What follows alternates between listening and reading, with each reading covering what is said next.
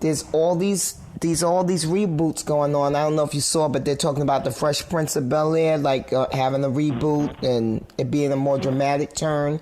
What about A Different World? Do you think that there should be a reboot, and would you want to be a part of something like that? I mean, you know, when the show was in its fourth season, I thought we should have graduated and they should have brought new freshmen in.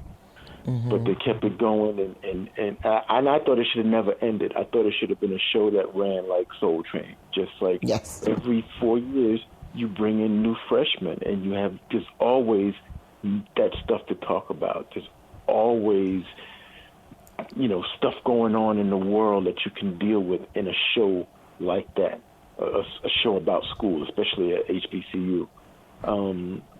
So I never thought it should have ended, and I'd love to see it redone, but we don't own the rights, so trying to wrestle the rights away from the people or getting them to agree to go ahead and you know, and let it come back, it doesn't seem like it's something that they're open to. So yeah, I'd be involved. I'd love to be involved, but where do you imagine Dwayne Wayne is right now in his life? Where do you imagine him?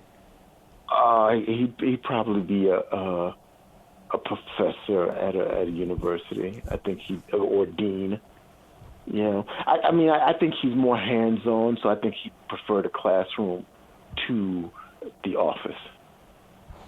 So I think that he also, I think he's a tech billionaire who gives back. Yeah. Yeah, for sure. And who's endowed a bunch of schools, and he's teaching at one of the HBCUs. Yeah. I definitely think he's made his mark financially. Like, that's not a problem, whereas he was a student. But I think his place, his home, is in the classroom, reaching the kids. Yeah. So, you know, where he finished, where he had to choose between going to school, staying at school and staying with the kids, or going off to Japan and building up his family.